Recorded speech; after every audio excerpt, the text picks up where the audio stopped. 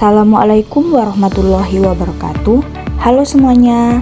Pada video kali ini saya akan menjelaskan sekaligus menunjukkan langkah-langkah cara melakukan uji T2 sampel independen menggunakan aplikasi SPSS. Di sini terdapat satu buah contoh kasus, yaitu seorang guru matematika ingin mengetahui apakah terdapat perbedaan hasil belajar antara siswa yang belajar menggunakan model Problem Based Learning atau PBL dan siswa yang belajar menggunakan model Project Based Learning atau PJBL. Diperoleh data nilai tes akhir yaitu sebagai berikut, dapat dilihat pada tabel. Pada tabel model PBL ada 15 data yang diperoleh, dan pada tabel model PJBL ada 15 data yang diperoleh.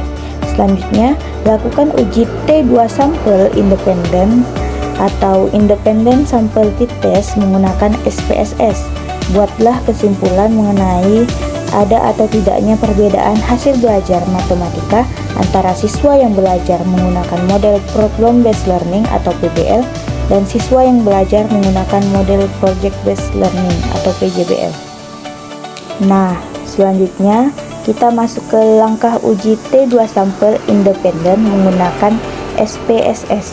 Yang pertama, buka program SPSS, lalu aktifkan variabel view terdapat pada sebelah kiri bawah, maka akan muncul tampilan seperti pada gambar ini. Selanjutnya, pengisian variabel view. Pada variabel view, pada kolom name, isi kolom pertama dengan model dan kolom kedua dengan nilai.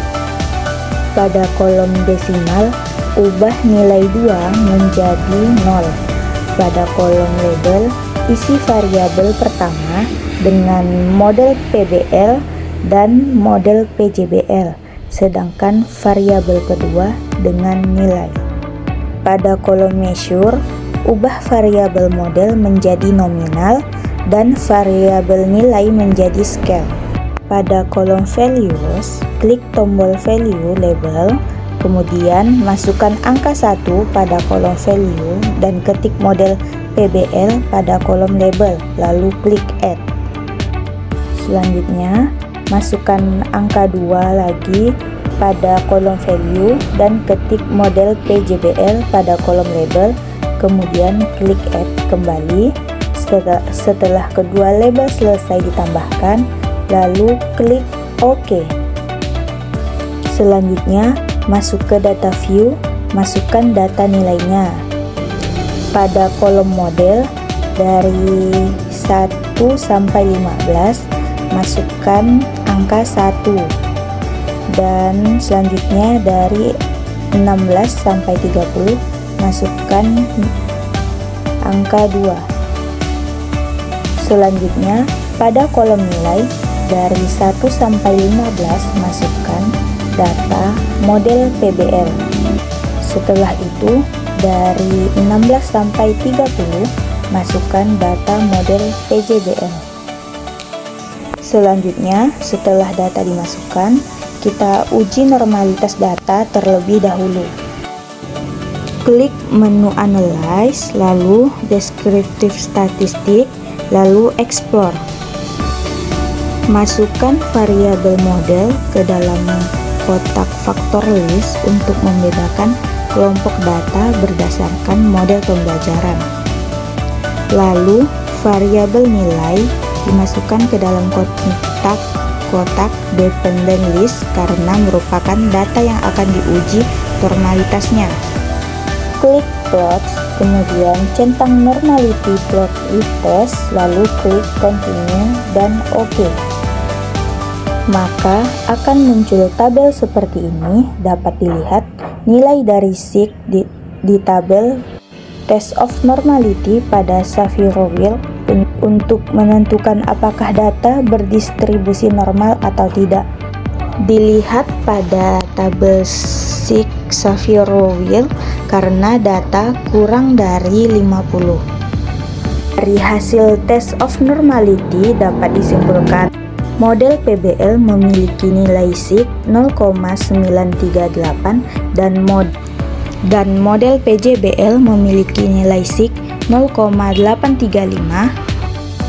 Karena kedua nilai SIG lebih besar dari 0,05, maka data kedua model berdistribusi normal. Selanjutnya kita uji homogenitas. Klik menu Analyze, pilih Components, klik One Way ANOVA. Masukkan variabel model ke dalam kotak faktor dan masukkan variabel nilai ke dalam kotak Dependent List. Klik Option, centang Homogeneity of Variance Test. Klik Continue, kemudian OK. Maka akan muncul tampilan seperti ini. Dapat dilihat nilai dari SIG di tabel Test of Homogeneity of Variance untuk menentukan apakah data homogen atau tidak. Dari hasil Test of Homogeneity of Variance dapat disimpulkan nilai SIG sebesar 0,322 lebih besar dari 0,05, maka varians data model PBL dan model PJBL homogen.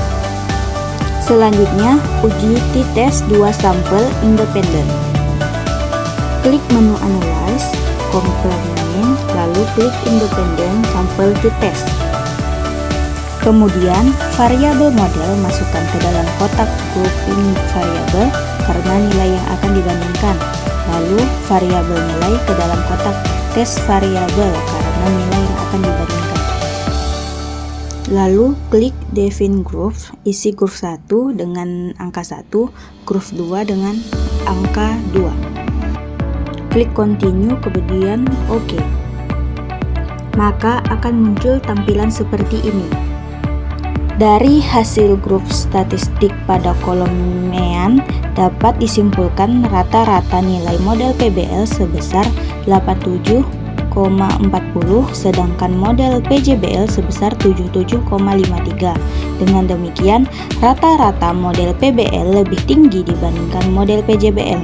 Dari hasil independen sampel t-test pada kolom nilai SIG 2 Taylor sebesar 0,000 karena 0,000 lebih kecil dari 0,05, maka terdapat perbedaan yang signifikan antara nilai ujian statistika model PBL dan model PJBL. Demikianlah penjelasan dan langkah-langkah mengenai cara melakukan uji T2 sampel independen menggunakan aplikasi SPSS. Sekian dari saya. Wassalamualaikum warahmatullahi wabarakatuh.